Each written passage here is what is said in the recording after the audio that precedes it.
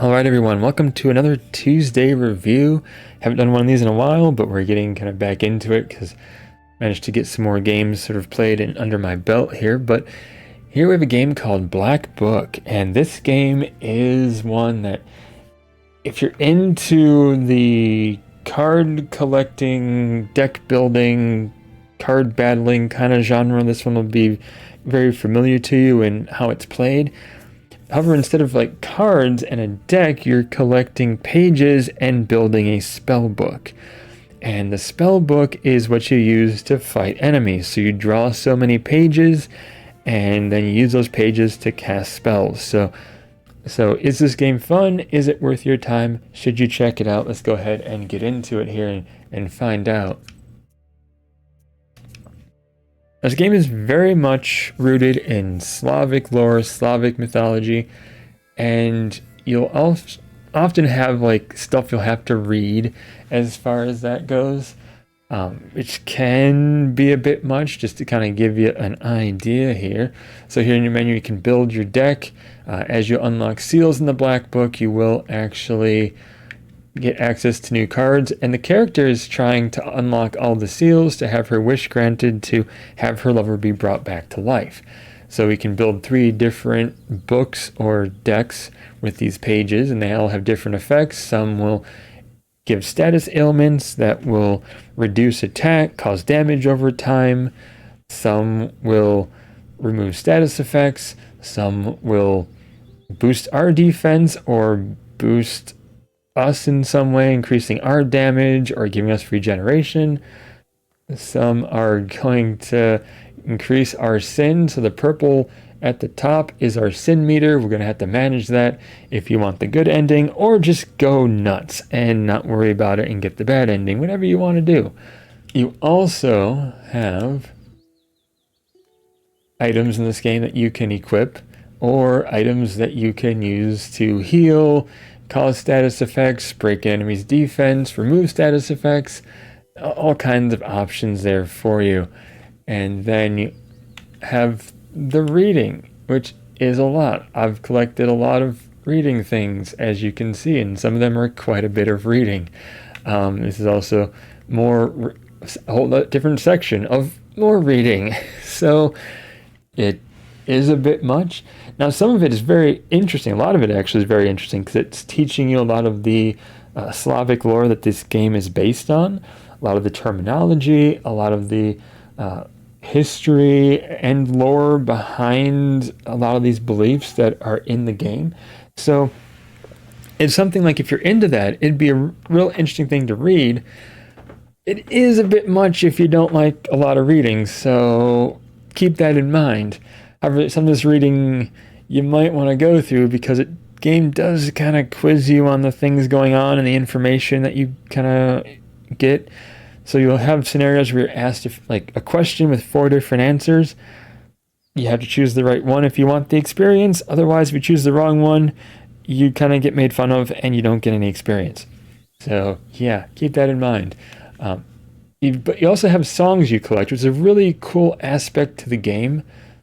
So that's something you really want to kind of try to collect because they are interesting. Like they're soothing. They have a real kind of atmospheric feel to them and really kind of help you get into the game.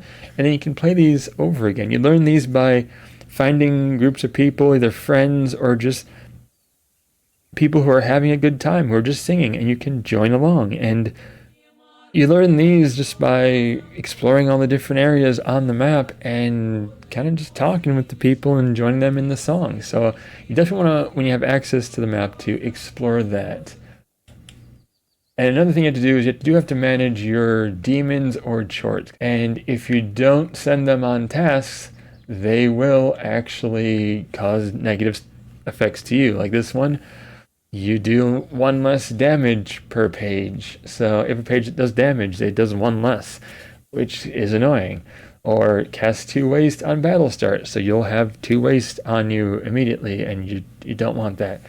Definitely send some of these. Now be careful, because if they succeed on their tasks, they're gonna give you more sin, and you want to kind of try to avoid sin if you're going for the good ending, because again, too much sin and you get to the end of the game, you are locked into the bad ending.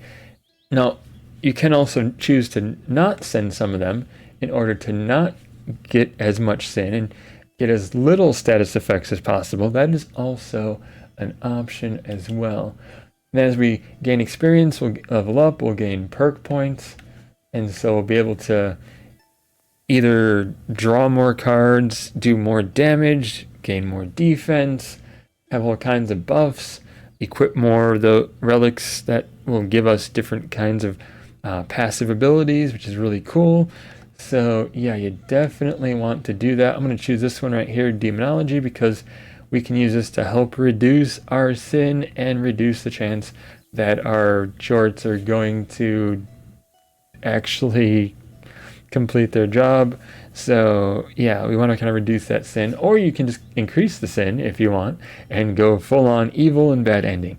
Also, choices in the game will affect will take away your sin level, some will add to your sin level. You just want to be careful on that, on what you choose. You also, in these sort of like resting areas or Isba areas, typically they happen in your home, but sometimes if you're on a mission, on a quest for something, they might be like in the field, and then that's when you can actually like send your charts out on stuff. You can talk to all of the people who are accompanying you, whether it be NPCs or people who are actually companions who fight alongside you. And part of talking with them is like companions who fight alongside you. You can sometimes get access to new quests that you can actually do to power them up, to give them new abilities or upgraded abilities.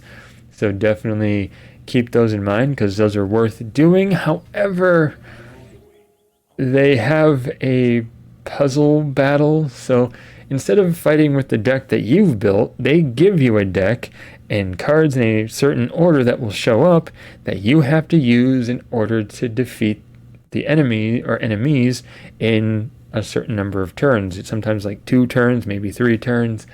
Those are kind of annoying battles, though. It's something that you kind of want to try to get through and figure out, but they're not always the easiest.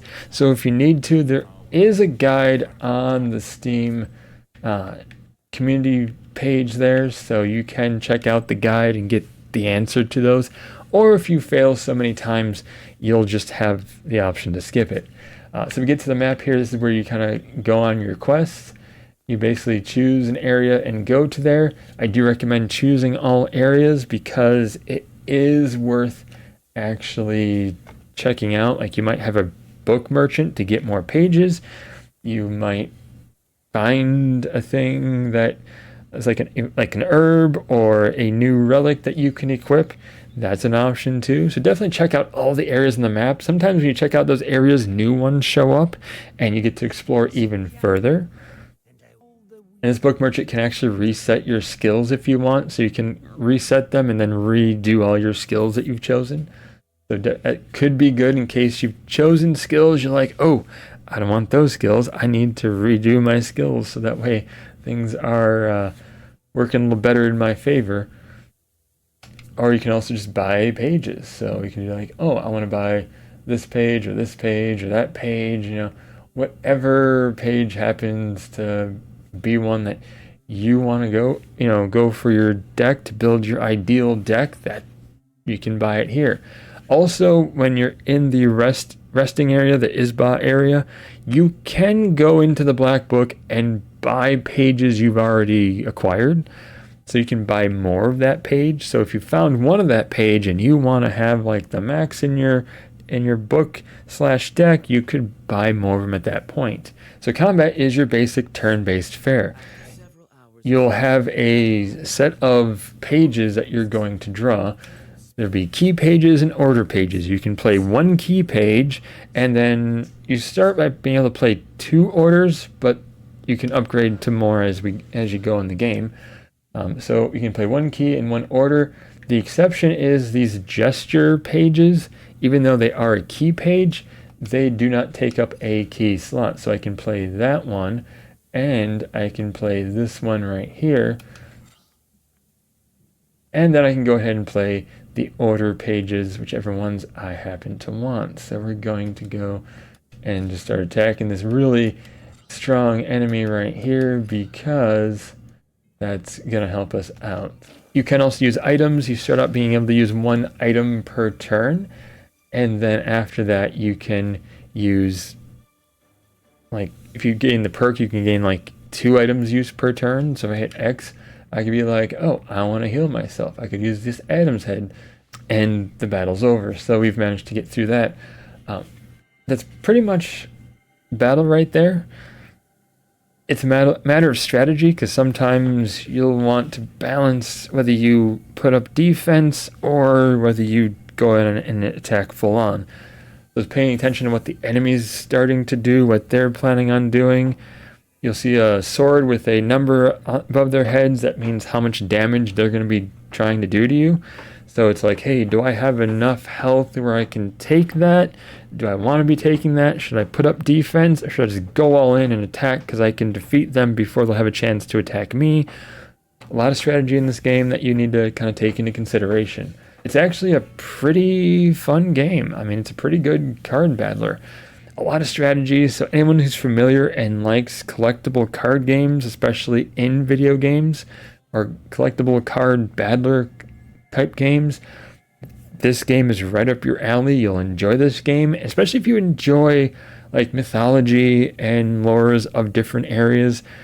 You'll enjoy learning about different things and a lot of like the kind of culture this exposes you to, especially a lot of the older culture it'll expose you to. You will enjoy this game. It is a fun time. I recommend it. Definitely pick this up if you're into it. It's not a perfect game because, like I said, the puzzle battle sections are a little annoying. Yes, they're trying to teach you the mechanics, but they're a bit much. But overall, it's a fun experience. It's worth checking out. If you can get it on sale or even pay full price for it, it's worthwhile. It is worth your time. So that's my review of this game. Thank you so much for watching. Appreciate everyone. We'll see you next time. Until then, stay awesome, and we'll see you then.